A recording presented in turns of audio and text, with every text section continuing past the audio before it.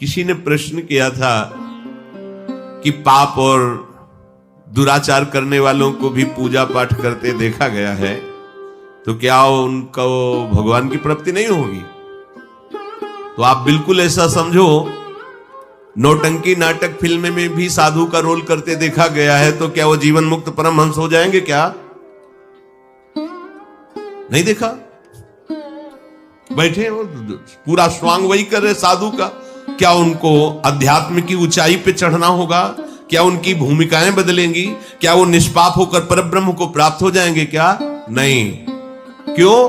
क्योंकि वो नाटक कर रहे हैं, नाटक। और आप भी नाटक देखने जा रहे हैं। नाटक केवल नाटक, तुम जो कुछ नहीं सार, तो ऐसे ही तुम करो पापाचरण, उसके बाद सजाओ आरती सोने की और चढ़ाओ सोने का छत्र, और इसके बाद बोलो ओम जय जगदीश हरे। तो वो क्या हो रहा है? जैसे एक फिल्म के पर्दे पर नाटक हो रहा है, वैसे ही नाटक हो रहा है। उसे उपासना नहीं मानी जाएगी। उपासना उसे कहते हैं जो भगवान की आज्ञा के अनुसार चलता है। भगवान ने शास्त्रों में यही, वही मेरा सेवक है, वही मेरा प्रिय है, जो मेरा अनुशासन माने, मेरी आज्ञा के अनुसार। भगवान की आज्ञा का उल्लंघन करके पापाचरण करो, और उस पापाचरण से कमाए हुए धन से स्वर्ण का मंदिर बना लो, स्वर्ण का सिंहासन बना लो, और खूब वैभव विस्तार सेवा का करो। वो सेवा कैसी होगी हम नहीं कह रहे, भगवान कपिल देव जी कह रहे हैं। आप भागवत उठा के देख लीजिए। कह रहे हैं, हे माता, जो बाहर के प्राणियों से द्रोह करता है, अन्य को दुख पहुंचाता है, और मेरे श्री विग्रह की अच्छी अच्छी पदार्थों से सेवा करता है, उसकी सेवा शब्द देखो स्वांग मात्र है, जैसे राख में किया हुआ हवन।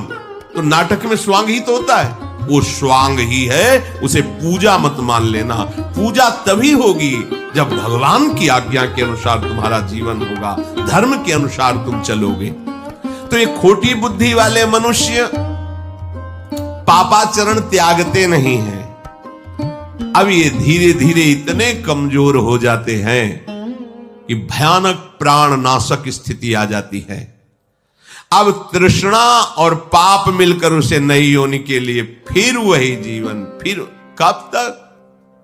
इसलिए अनाद्यंता तुषा तृष्णा अंतर्देह गता नृणाम विनाशयति भूतानि अयो निज इवानलः। अब वो जिस योनि में जाता है, तो जैसे भीतर आग रखी हो धीरे धीरे बढ़ती चली जाती, जला के राख कर देती है, ऐसे ही तृष्णा भोगों की भयानक पापाचरण में अगला भी फिर बस यही पुनरपि जननम पुनरपि मरणम पुनरपि जननी जठरे शयनम।